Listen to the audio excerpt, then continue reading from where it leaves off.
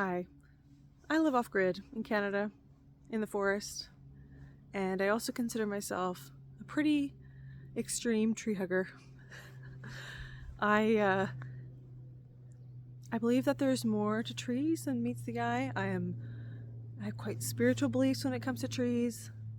I view humans as being, well, I think that we're a little bit blind and deaf when it comes to the true world around us. Meaning there are frequencies and ways to communicate and see and hear things that we just aren't capable of at this time in our evolution. So I think that there are more to trees. I do. And I think we're a little bit flippant, hi Frenchie, about cutting them down and using them. I like to value the trees as like an individual life, and they do have personalities, it seems, when you become familiar with them. Like, not a personality per se, but an essence. I've noticed this when, after it's been how many years? 3.5 or so, I think, living here. I've been seeing these same trees every day, and that one's pretty cool right there. But he's a troublemaker. I'll show you why in a second. Anyway, that might sound crazy or woo-woo, but I still really, my heart hurts a lot when I have to destroy any of this forest, especially for personal gain, for human needs. It just seems like, I don't know, I want to live in peace as much as possible with nature around me. Anyway, I think part of the reason why I'm so sensitive to trees, and especially this kind of wildlife, is because I grew up in suburbia. I grew up in San Diego. Sure, there are trees, but they're all landscaped, manufactured. It's not, it's just concrete jungle, really, you know, with an ocean. Granted, ocean's beautiful, but nothing like this. So I have such appreciation for this, where I notice that locals are like, yeah, chop them all down. Chop them all down, hunt all the deer, it doesn't matter, because this is like their normal. This is what they're been exposed to their whole lives. And I have to say, that can make you take things for granted. Like, I took the ocean for granted, for sure. I lived maybe a mile or 2 miles away from it, and definitely took it for granted. Did not go often enough. It's just the way things are. Anyway, behind me are our solar panels. Yeah, so we have 2 arrays, and during the summer they get lots of sun. But since the sun is lower in the sky, we have a problem. In fact, for most of this winter, we've gotten 0 power because it's either been cloudy, which is not the tree's fault, or these big guys have been blocking our rays. And I'll show you what I mean. Look at those guys. This beautiful forest is limiting our sun. And I guess, oh hey Luna, I guess the logical thing would be to clear an area. Like, we need sun. We need a clear area to gather sun for power. Because the alternative is using fossil fuels, using gasoline to run our generator. It's noisy, it's smelly, it's inefficient, it's not really off-grid, it's not really being independent, it's not being self-sustainable. So, but I am having trouble with this concept of clearing an area when I came out here for this forest. And how ugly would that be?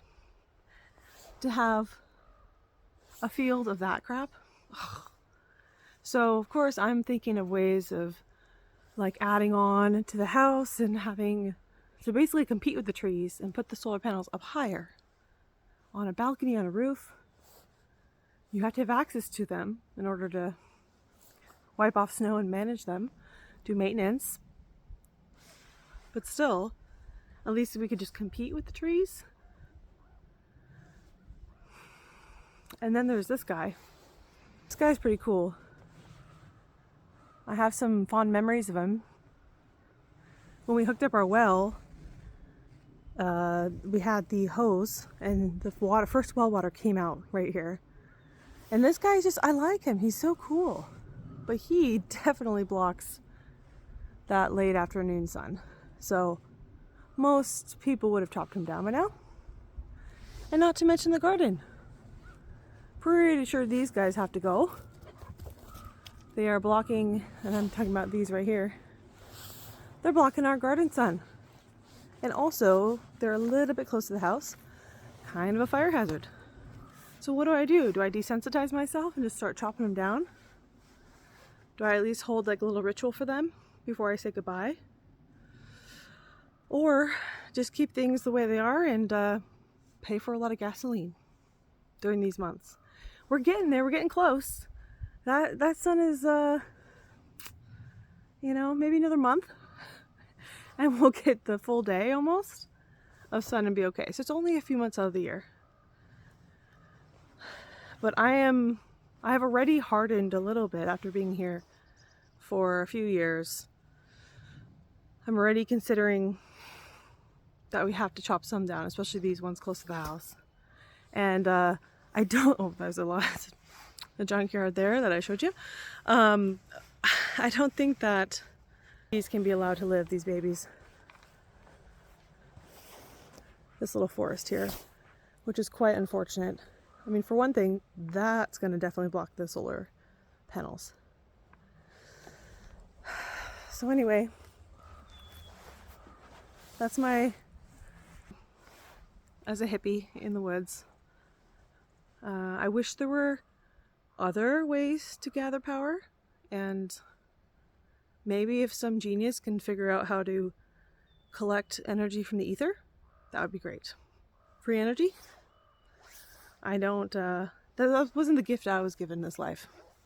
I don't think I could figure that out. But yeah, let me know what you think. For now, no decisions have been made. I really don't think we're going to be chopping down these beauties in front of me. So, oh, look, the trash piles. This is reality. I'll just show you a little bit of reality. Living off grid. No, it's not an off-grid thing. I take that back. This is a we're not set up thing. This is a we have built everything from scratch so far, and we are still needing a lot more. We have a wood crib, sure. Do we have a shed?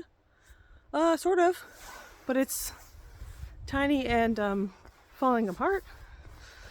So, and by falling apart, I truly mean that. We can take a peek. Yeah, one of those quickie, $1,000 sheds you can buy when, hello, oh, I can see through it. Yeah, that was a purchase. Oh my gosh, Kitty's running, how cute. When we were moving in October, and it was about to snow, and we didn't have anywhere to put our stuff, so Home Depot shed it is. Anyway, that's not on topic.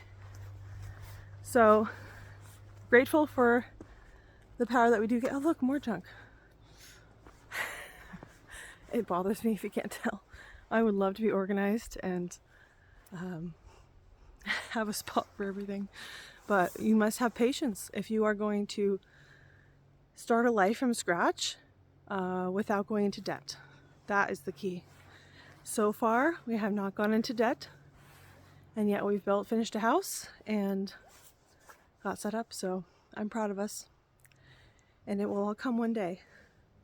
Patience is key. And gratitude. I'm grateful for being out here. Anyway, hey trees, if you can listen, if you can hear me, because they can. Not cutting you down. Not today, at least. Not in the near future. We love you. We're happy you're here. Please protect us from wildfires. Not sure how they can do that.